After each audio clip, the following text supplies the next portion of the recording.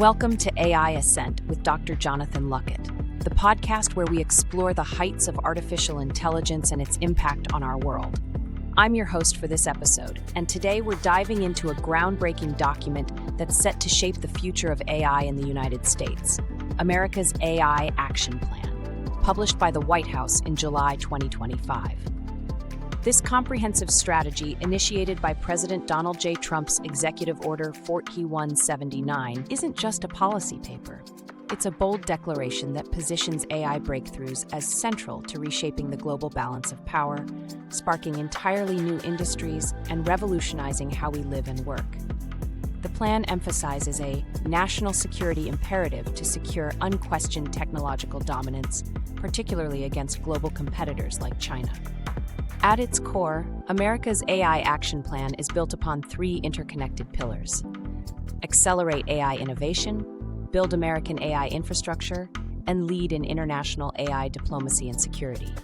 We'll be breaking down each of these pillars, examining the core principles that guide this ambitious strategy, and discussing the specific policy actions and focus areas outlined in the document. From prioritizing American workers and ensuring AI systems are free from ideological bias, to dismantling regulatory barriers and strengthening cybersecurity, this plan touches on nearly every facet of AI development and deployment. Get ready as we unpack what this means for the future of AI in America and beyond.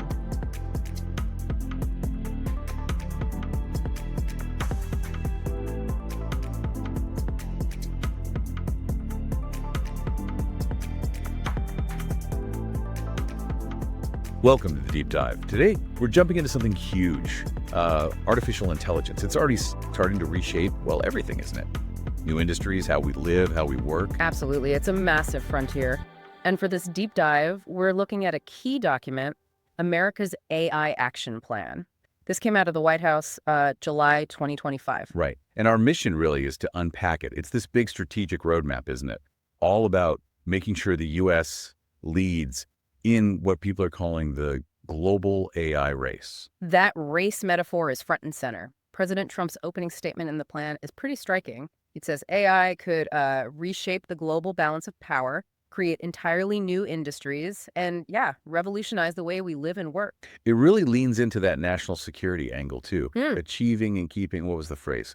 Unquestioned and unchallenged global technological dominance. Exactly. It feels very much like the space race language, you know? The stated goal is nothing less than a new golden age of human flourishing, economic competitiveness, and national security. That's a high stakes. Extremely.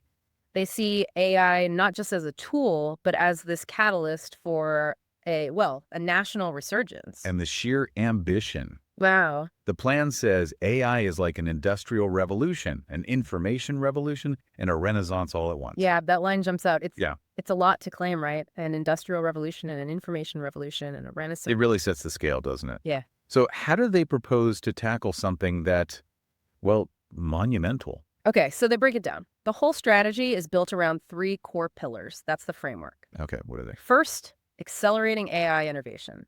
Second is building American AI infrastructure. And the third pillar is leading in international AI diplomacy and security. Got it. Three big buckets. And are there guiding principles, sort of overarching ideas? Yeah, definitely. They talk about a worker-first agenda, the idea that AI should complement jobs, create new ones, not just, replace people. That's always a major concern. Yeah, it is. And then there's this really strong emphasis on AI systems being free from ideological bias and pursuing objective truth. That's a very specific viewpoint woven through the plan. Interesting. Reflecting a particular philosophy on AI's role. For sure. And of course, the constant need for vigilance, protecting against misuse, theft by, malicious actors, adversaries. Makes sense. So as we dig into this, listeners, you should be thinking, what does this actually mean for me, for the future, for where tech is headed, not just here, but globally? Right. Let's start with that first pillar then, accelerating AI innovation. Okay. Pillar one. This seems to be about really unleashing the private sector, right? Getting them to build powerful AI and lead the way in using it creatively. Exactly. A huge part of that, as the plan frames it, is getting rid of red tape and onerous regulation. They see regulation as a potential brake on speed. So less caution, more speed. That seems to be the philosophy. They acted immediately by rescinding the Biden administration's Executive Order 14110 on AI. The plan argues that order hinted at an onerous regulatory regime. And they have that slogan, build, baby, build, pushing back against what they call radical climate dogma and bureaucratic red tape. Yeah. And they're taking concrete steps, like putting out a request for information, an RFI, asking businesses, the public, hey, what regulations are slowing things down? They're also reviewing FTC investigations, the Federal Trade Commission, to make sure they aren't, unfairly hindering AI development. Okay, so clearing the path, regulation-wise. What about the content, the values within the AI itself? That's another major focus, ensuring free speech and American values in frontier AI. The logic is, look, these AI systems are going to be huge in education, jobs, media. Everywhere, basically. Pretty much. So the objective stated is ensuring they objectively reflect truth rather than social engineering agendas. And how are they trying to achieve that? Well, one specific action is revising the NIST AI risk management framework. That's the National Institute of Standards and Technology. They want to, quote, eliminate references to misinformation, diversity, equity, and inclusion, and climate change. Wow, okay. That's quite specific. It is. And federal procurement guidelines are changing too. Government contracts will only go to developers of large language models, LLMs, who ensure their systems are, again, objective and free from top-down ideological bias. And they're looking outwards, too, at models from other countries. The plan mentions evaluating frontier models from the People's Republic of China, specifically for alignment with Chinese Communist Party talking points and censorship. So a focus on values, both domestically and in contrast to rivals.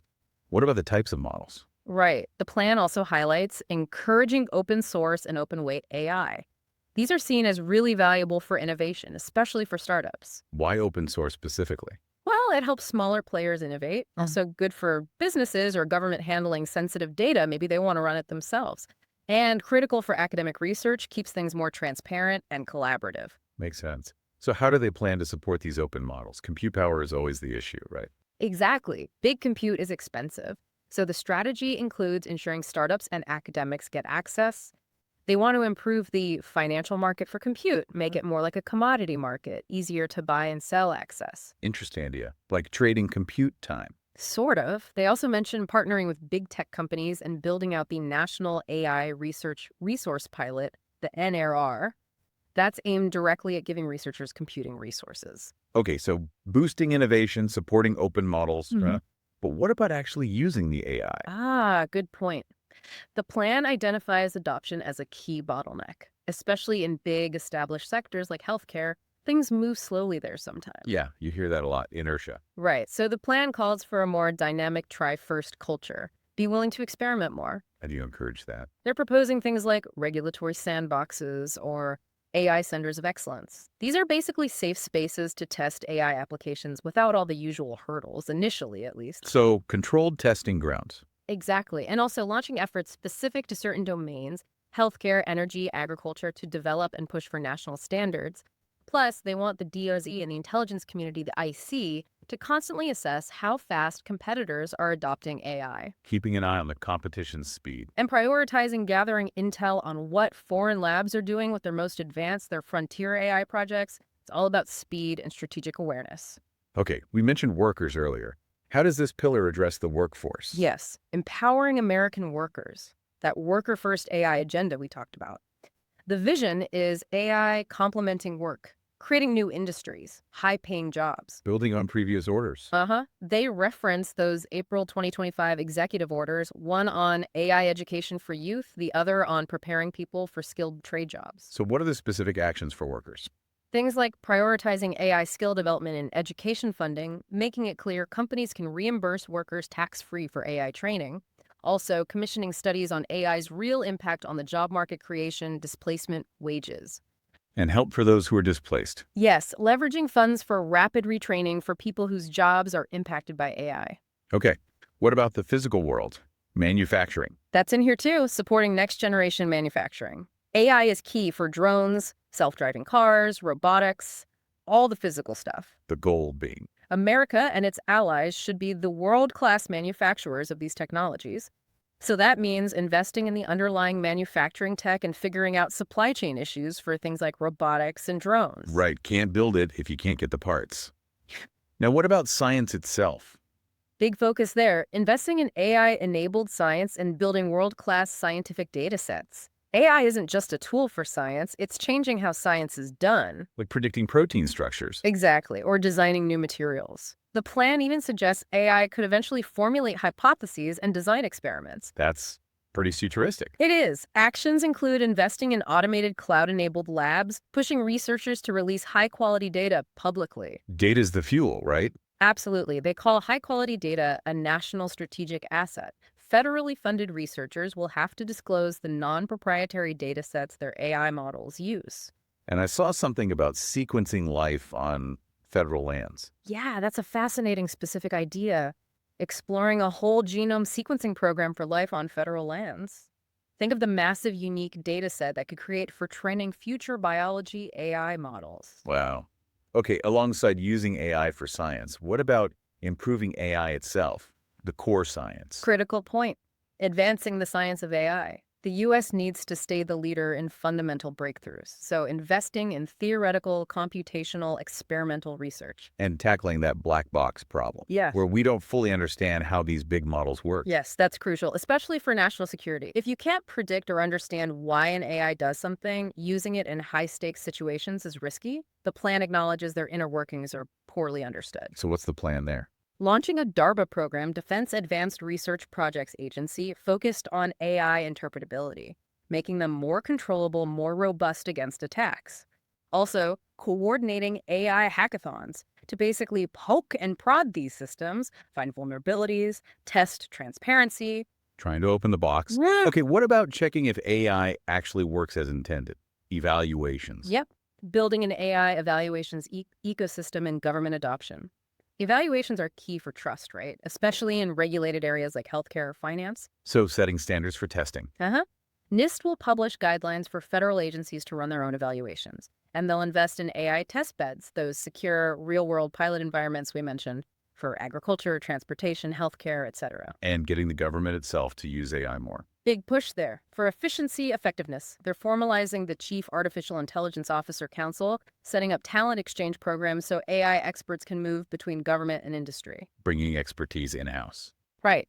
Creating an AI procurement toolbox to make it easier for agencies to buy AI, and mandating that federal employees get access to and training on frontier language models. So upskilling the federal workforce too. Exactly. And the Department of Defense gets special attention, naturally. Driving adoption of AI within DoD.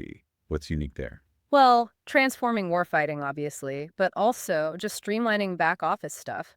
Specific actions include figuring out the exact AI talent they need, setting up a virtual proving ground for military AI systems, Testing things safely. automating workflows, and securing priority access to computing resources if there's a national emergency. Like DoD gets first dibs. Makes sense in a crisis. And they want to turn senior military colleges into hubs for AI research and talent. Okay, last part of this first pillar. Protecting the innovations and dealing with fakes. Right. Protecting AI innovations and combating synthetic media in the legal system. It's a balance, share breakthroughs, but protect them from theft, cyber threats, insider threats. And the deepfake problem. Huge problem. Malicious fake audio, video, photos. The plan mentions the Take It Down Act is already law, targeting non-consensual, sexually explicit deepfakes. But the new challenge is things like fake evidence in court. How do you prove a video is real or fake? Exactly.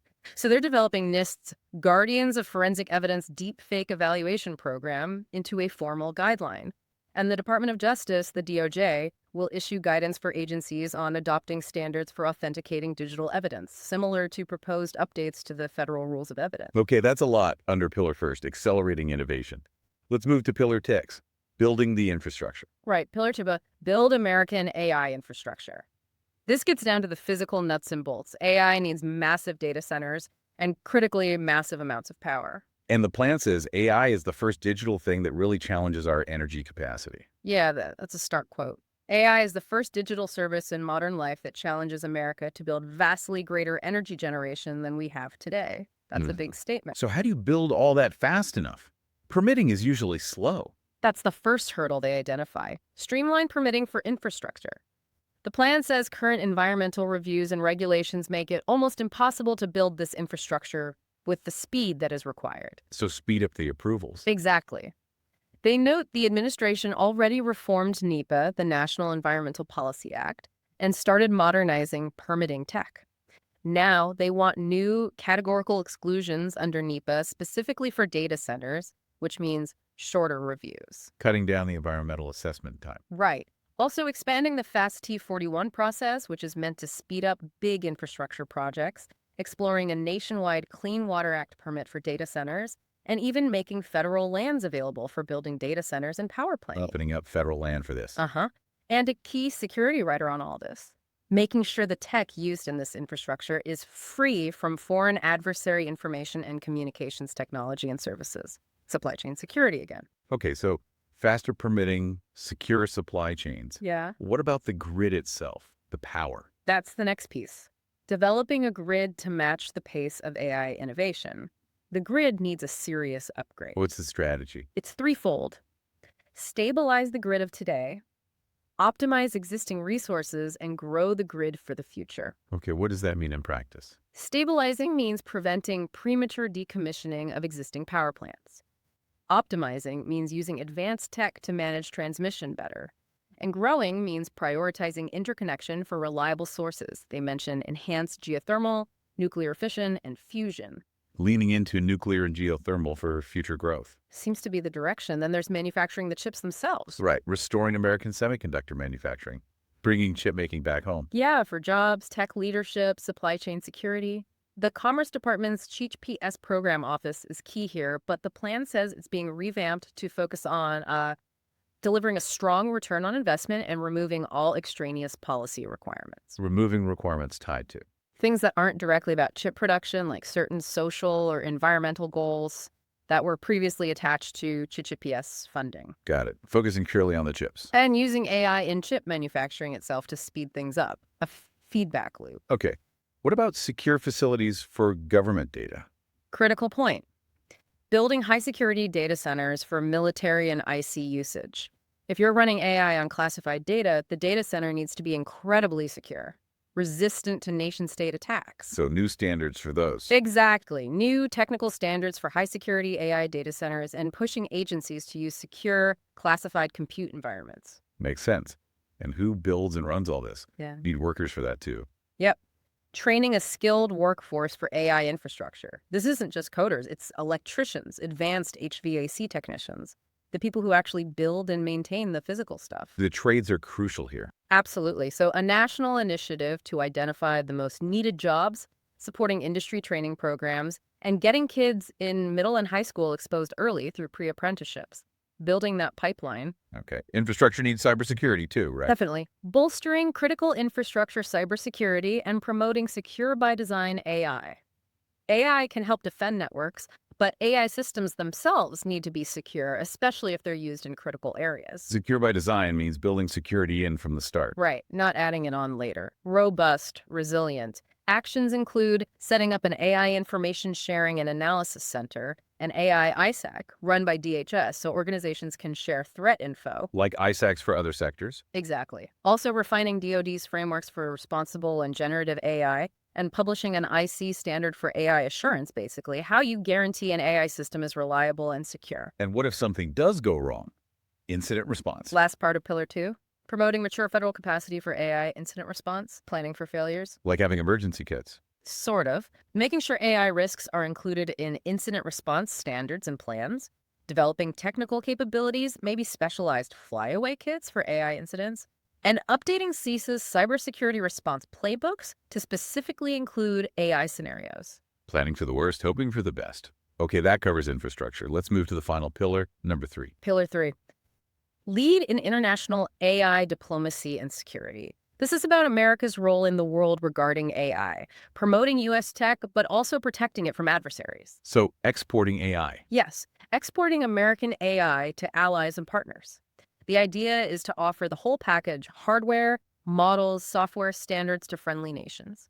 Why the push to export? Well, the plan argues if the U.S. doesn't meet the global demand, allies might turn to rivals, like China. So it's partly about competition filling that vacuum. How would that work practically? They're setting up a program in the Commerce Department to get proposals from industry groups on how to create these full-stack AI export packages. Okay. What about international rules and standards bodies? That's the next point. Countering Chinese influence in international governance bodies. Lots of groups, UN, OECD, G7, are talking about AI rules. And the U.S. position is? Support allies, but push hard for approaches that, quote, promote innovation, reflect American values, and counter authoritarian influence. They specifically worry about Chinese companies trying to shape standards for things like facial recognition and surveillance tech. Trying to prevent authoritarian norms from becoming global standards. Seems to be the goal. Then there's controlling access to the key hardware. Export controls on chips again. Yep. Strengthening AI compute export control enforcement. Advanced chips are vital for the economy and the military. So the goal is deny adversaries access. National security. How do you enforce that globally? It seems tough. They're looking at creative approaches, like maybe building location verification features into advanced chips so they can tell if they end up in a country of concern. Like geofencing the chips? Something like that. And more collaboration with the intelligence community to track global chip flows and new tech. And closing loopholes in existing controls. Right. Plugging loopholes in existing semiconductor manufacturing export controls. The U.S. and allies dominate key parts of the chip-making process. So controlling the tools to make chips, not just the chips themselves. Exactly. Need new measures to address gaps so adversaries can't use U.S. innovations against us. Specifically, developing new export controls on semiconductor manufacturing subsystems. Okay, but this only works if allies cooperate, right? Don't backfill. Crucial point. Aligning protection measures globally. Getting partners on board with U.S. controls so they don't just sell the restricted tech instead. How do you ensure alignment? The plan is pretty direct. It mentions potentially using tools like the Foreign Direct Product Rule that extends U.S. control over items made abroad with U.S. tech, and even secondary tariffs if allies don't comply. So carrots and sticks. Seems like it. They want a technology diplomacy strategic plan for an AI global alliance to make sure everyone's on the same page about restricting tech to adversaries. Okay. What about risks from the most advanced AI models themselves? The frontier models. Evaluating national security risks in frontier models. The thinking is, since the U.S. is leading, the risks we see in our most advanced models today are probably what adversaries will have tomorrow or soon after. So a preview of future threats. Kind of. Especially novel risks like AI enabling much more sophisticated cyber attacks or helping develop chemical, biological, radiological, nuclear weapons, CBRNE. Scary stuff. So how do you evaluate that? Partnering with the developers themselves to assess the risks. Looking at potential vulnerabilities in critical infrastructure if adversaries' AI systems are used, then potential backdoors. And recruiting top AI researchers into government agencies like NIST and CAISI, the Central AI and Security Initiative. Bringing the expertise inside to understand the risks. Right. And the very last piece ties into those CBRNE risks. Investing in biosecurity. Because AI could accelerate biological research, both good and bad. Exactly. Huge potential for cures, new materials, but also could make it easier for bad actors to design pathogens, harmful biomolecules. So what's the approach? A multi-tiered approach. Screening who's buying DNA synthesis tools, developing new security tools and infrastructure, and pushing for international standards. How do you screen buyers? Requiring federally funded research labs to only use DNA synthesis providers who have strong screening processes, checking the DNA sequences requested and verifying the customer. Trying to stop dangerous sequences from being made. And developing ways for these providers to share data securely, to spot potentially malicious customers trying to hop between providers, another layer of defense. Okay, that covers the 3 pillars. Quite a comprehensive plan. It really is. So, to quickly recap, Pillar 1, accelerate innovation largely through the private sector. Pillar 2, build the massive infrastructure needed, especially energy. Pillar 3, lead internationally, exporting to allies, controlling tech flow to adversaries, and managing risks. All aimed at securing that global AI dominance and shaping how this tech develops. Exactly. The plan paints this grand vision: industrial revolution, information revolution, renaissance, all driven by AI. It's a vision with huge implications for, well, for you listening, for your future, the economy, the whole global tech scene. It's a very clear statement about the intended direction in a profoundly technological era. So the big question for you to think about is, with such an ambitious plan, focused so heavily on national dominance and specific values, what do you see as the biggest challenges, the biggest opportunities? How do we make sure this kind of AI action plan actually benefits everyone and leads to a responsible AI future, both here and globally? Definitely something to mull over.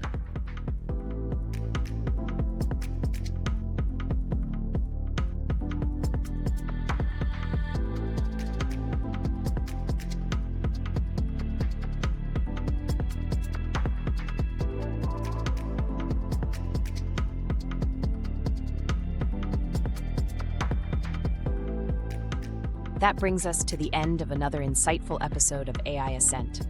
Today, we've explored the intricate details of America's AI Action Plan, a document that not only sets a clear course for U.S. leadership in artificial intelligence, but also underscores its profound implications for our economy, national security, and daily lives.